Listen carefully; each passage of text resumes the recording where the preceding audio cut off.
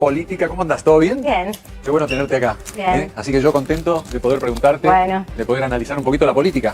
¿No? Vos hicieron un trabajo el año pasado, voy a empezar por ahí. Ustedes hicieron un trabajo sobre el COVID. Sí. ¿No? Que la gente no respetaba mucho la Organización Mundial de la Salud, por ejemplo. Sí. Y ahora está más desprestigiada. Pero en eso, ustedes lo hicieron en mayo del año pasado, ese trabajo. Sí, desde que comenzó el tema de la pandemia venimos investigando distintas cuestiones vinculadas a COVID, a credibilidad sobre las fuentes de información. Y bueno, efectivamente la Organización Mundial de la Salud creo que ha sufrido algún desgaste de imagen también propio de un proceso que también se fue dando. Que no para. Primero que no para y segundo donde... a ver, viste, los saberes se fueron construyendo sobre la marcha, ¿no? Entonces hubo muchos idas y vueltas, con muchas indicaciones. Me parece que eso incrementó las incertezas, los miedos, y bueno, por supuesto eso terminó limando... ¿Y ahora en cuánto juega la gente que es antivacuna con los que no? Mira, ¿Cómo lo ves eso? En Argentina el tema de los antivacunas es un grupo minoritario, te diría, en relación con otras partes del mundo. Digamos, Estados Unidos tiene un problema mucho más grave, Europa tiene un problema mucho más grave en relación con los antivacunas. Por supuesto que esto genera problemas de convivencia como los que acabamos de ver, sí, serios, en el sentido de que la persona que acepta darse la vacuna, la persona, o sea, que son mayoritarios, que somos mayoritarios, bueno, exige por parte del resto de la población o tiene una conciencia sobre el impacto colectivo del accionar individual que no está entre los que tienen una postura antivacuna o una postura por ahí cautelosa ante la vacuna. Y te digo esto cauteloso, ¿por qué? Porque en Argentina ser antivacuna es algo que, te lo voy a plantear así, hay miedo a ser señalado por parte de las personas que dudan en relación con la vacuna a ser señalados como antivacunas. Por ahí tienen razonamientos similares, por ahí exhiben los mismos miedos, pero al mismo tiempo tienen temor a ser señalados por el resto de la sociedad. O sea, el lugar antivacuna es un lugar, te diría, de desprestigio social en Argentina. ¿Y cómo ves el pase sanitario y todo eso en el marco de todo esto que estamos hablando? Pasa algo similar con la vacuna que con el pase sanitario, ¿no? Digamos, los que están vacunados tienen un sentido de lo colectivo, de la pertenencia mucho más afinado y, por supuesto, tienen este sentido de que el que no se vacuna es de alguna manera, o el que no, mi enemigo. Por eso la aceptación clara del pase sanitario, ¿no? Otro de los temas de tu empresa, que se me fue ahora el nombre, 3.0. 3.0. De 3.0 es que trabajaron mucho con jóvenes, ¿no? Sí. Analizaron un poco, porque, a ver, la dinámica del crecimiento y de las generaciones hace que, por ejemplo, un político de 60, 70 años quede viejo o quede, no sé, si no se adapta a las nuevas costumbres de los nuevos... Hay muchos jóvenes viejos también, ¿eh? ¿Perdón? Hay muchos jóvenes viejos. No, también, pero digamos, los jóvenes vienen adoptando muchos temas de la vida que los pasan a la política, a la vida diaria.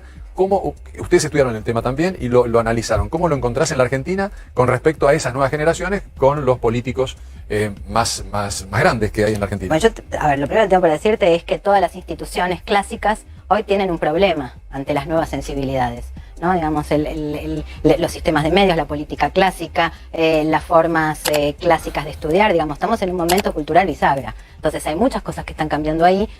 Por supuesto, hablar de los jóvenes o de la juventud es muy grande, digamos, hoy, o es muy difícil de analizar, ¿no? Yo creo que hay que hablar de juventudes, es posible encontrar muchos nichos, o diversos nichos o diversas sensibilidades que están en juego ahí.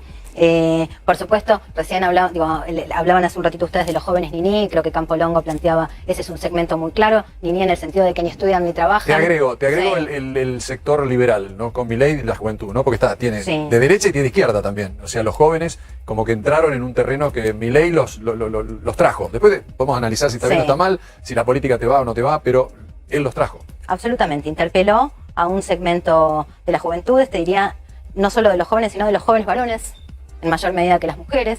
Y sí, ciertamente ha encontrado un discurso, ha encontrado una forma de enlace que de alguna manera activa un vínculo que ahí yo te diría es fuertemente emocional, pero no únicamente emocional, porque lo que ha ido pasando a lo largo de este último año y medio en que Milei se fue constituyendo como una figura pública de trascendencia, es que esos mismos jóvenes empezaron a tener yo diría como un sistema de información bastante sólido, en el sentido de que, no es que tenga una adhesión con la figura solamente, sino que, hay todo, yo diría, una corte de, influencers, figuras Redes. Redes. Sí, sí. Redes, Es el rey de las ¿no? redes. Digamos. Es el rey de las redes. Y en Hace esa- años que es el rey de las redes. Bueno, y en ese De la imperio, política estoy hablando, sí, de la sí, política. sí, de la política. Pasa que tiene un discurso que yo creo que trasciende los aspectos estrictamente electorales. Para aquellos que puedan estar políticos. poniendo en duda O sea, esto de Milei es, según muchas encuestas, no sé si ustedes están haciendo, es la tercera fuerza a nivel nacional, ¿no? Ahora Sí. está Juntos por el Cambio, está Sí, al frente sí. de todos y está Milei con 17%. Sí. Estas son encuestas de la semana pasada. Sí. ¿Qué encontrás en la oposición? Bueno, internismo, ¿no? Digamos, hoy yo te diría una gran dificultad para presentar un proyecto alternativo y unas energías tremendas puestas en el internismo, ¿no? Digamos. Se dio También, una reunión este fin de semana importante entre Larreta y Macri, por ejemplo. en sí, Villa se Langostura. dio esa reunión al mismo tiempo que se dio un encuentro de Patricia Bullrich en Punta del Este con una cantidad importante de empresarios.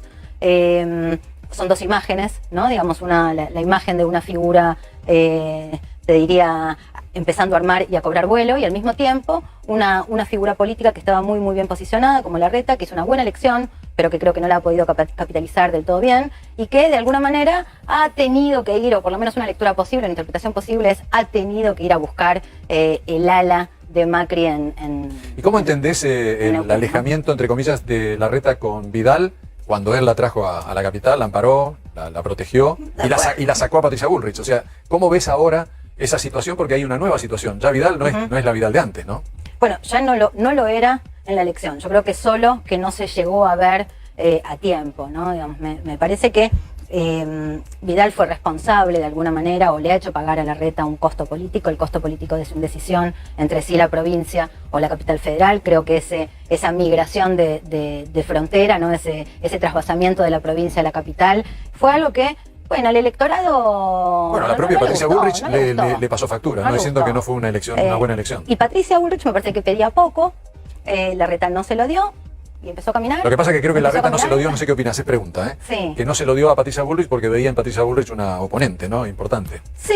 Eso es pregunta, no es afirmación. ¿eh? Mira, no lo sé, o sea, hay que volver a mirar las figuras, digo, cómo fueron evolucionando en imagen y qué de alguna manera, qué expectativas han generado, ¿no? Digamos, Bullrich en la escena de disputa preelectoral no es la misma Bullrich de la escena postelectoral. En la escena postelectoral logró capitalizar, por lo menos en nuestros estudios, logró capitalizar a nivel nacional, muy importante, la idea de los 5 senadores, ¿no? Digamos, como de alguna manera ha sido vista como una de las figuras que se ha cargado la campaña del 2021. Claro. Antes que Carlos Campolongo haga una pregunta, que ahí le vamos a incorporar a la charla, te pregunto sobre el gobierno, sobre Alberto. Recién hablábamos, ¿no? Un poco de Alberto Fernández, Cristina, Fondo Monetario Internacional. Unos parece que estás más cerca de querer arreglar o de querer firmar, y la parte de Cristina no. ¿Qué opinas de eso? Bueno, acá hay algo que ya se viene... Primero, digo, este acuerdo o no acuerdo es algo que nos viene acompañando ya desde hace mucho tiempo, ¿no? Digamos, ya a esta altura la idea de la procrastinación empieza a girar, ¿no? Empieza a estar en el aire. Imagino que no debe ser fácil, pero sí es cierto que pareciera que ahora el deadline de marzo con los vencimientos impone una idea de, bueno, se cierra. Ya yo creo que desde hace un tiempo lo que está en juego acá, pagar no pagar, es de alguna manera una especie de sinónimo de otro fenómeno, que es ajuste sí, ajuste no. ¿No? Digamos, en una situación que está atravesando la Argentina donde es muy difícil ajustar. Y es muy difícil ajustar porque la ciudadanía Tiene no, un costo no se político va. aparte, ¿no? Además del costo político. O sea, ¿cuánto? O sea, ¿hay lugar para el ajuste? Claro. Carlos, te escuchamos. Discúlpame. Bueno, me alegra muchísimo que nos visite, que esté Gracias, conversando Carlos. contigo Gila Bilker, a la que conozco hace muchos años, ¿no? Creo de la universidad, si no me equivoco. A ver, yo te tiro unos conceptos rápidamente para que elabores una respuesta en base a escuchar lo que vos dijiste. Antipolítica dominante como discurso. Una cosa preocupante. 2, vos marcaste muy bien la diferencia con la cuestión de la emocionalidad. Entonces, la pregunta vendría después de la antipolítica, si es el aprovechamiento de la exacerbación de las frustraciones sociales. Y por último, para escuchar tu pensamiento, si el internismo de un lado y del otro suplanta la idea. Bueno, voy a arrancar al revés, de atrás para adelante. Ciertamente el internismo no suplanta la idea y creo que esto es parte del atolladero de la Argentina. Creo que esto es el problema de esta extensión o prorrogación en el tiempo de la incertidumbre, ¿no? Digamos, es cierto que la incertidumbre es un fenómeno que se acentuó con la pandemia en Argentina, en todas partes del mundo, pero en Argentina de un modo mucho más acuciante, y creo que la incertidumbre que está atravesando el país también es parte de, o sea, hay un paralelismo entre esa incertidumbre y la vida cotidiana de las personas, ¿no? Digamos, incertidumbre es el sentimiento dominante. Y por supuesto la falta de una idea creo que es lo que dificulta, de una conceptualización, de un rumbo, de un lugar hacia dónde ir. Creo que también es lo que de alguna manera dificulta abrir futuro, ir hacia adelante, entender hacia dónde vamos, tener una dirección. Y esto no tiene solamente que ver con cuál es el rumbo del plan económico, sino una idea de país, ¿no? Digamos que creo que es algo que se ha perdido en el último tiempo. Lo otro que vos planteabas, bueno, sí, ciertamente, o sea, de alguna manera uno podría, dijiste muy bien, escuchaste muy bien, el sentimiento antipolítico está, o sea, está en el modo de la decepción y está en el modo de la bronca, son expresiones o experimentaciones distintas de ese lazo ¿Qué es lo que capturó Milei, no? que en parte capturó Milei, y que lo que empieza a pasar ahora es que ya no es solamente un fenómeno únicamente juvenil, porque lo que está pasando es que muchas personas, los padres de esos jóvenes empiezan a mirar a sus hijos y decir, bueno, por ahí mi hijo tiene razón. Claro, ¿no? El hijo le está abriendo un poco el camino a pensar de una forma diferente al padre. Exacto, a mirar algo distinto. Por supuesto, hay que ver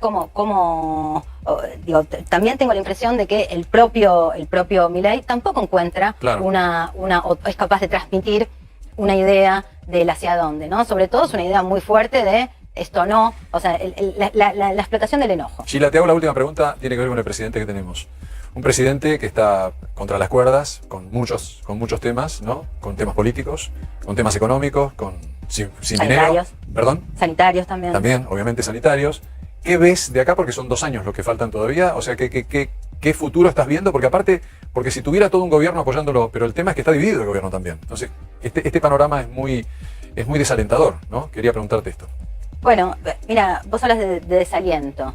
O sea, las expectativas no son buenas, ¿no? Digamos, cuando digo parte de lo que hace al futuro tiene que ver también con las expectativas. Las expectativas sociales hoy, por supuesto tenés un segmento que tiene interés y tiene el deseo y la vocación de que vaya bien, pero también tenés un pesar, ¿no? que atraviesa. Yo creo que esa dificultad para abrir expectativas es también una dificultad que tiene este gobierno, ¿no? Digamos, por lo general las escenas electorales tienden a abrir expectativas, a crear expectativas. Esta fue una elección muy particular, no lo logró.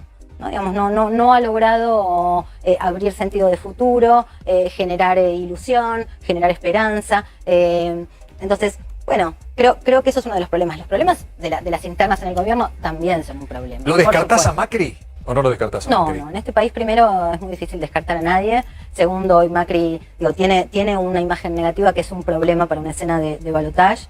Pero los tres, Macri, Cristina y Alberto, tienen los más altos niveles de imagen negativa de la Argentina. Sí, los que gobiernan, los que han gobernado la Argentina, son hoy los que capitalizan las peores imágenes negativas. Sheila Bilker, muchísimas gracias por tu visita. Al Espero revés, que no sea la última. Marco, un placer. Para mí también.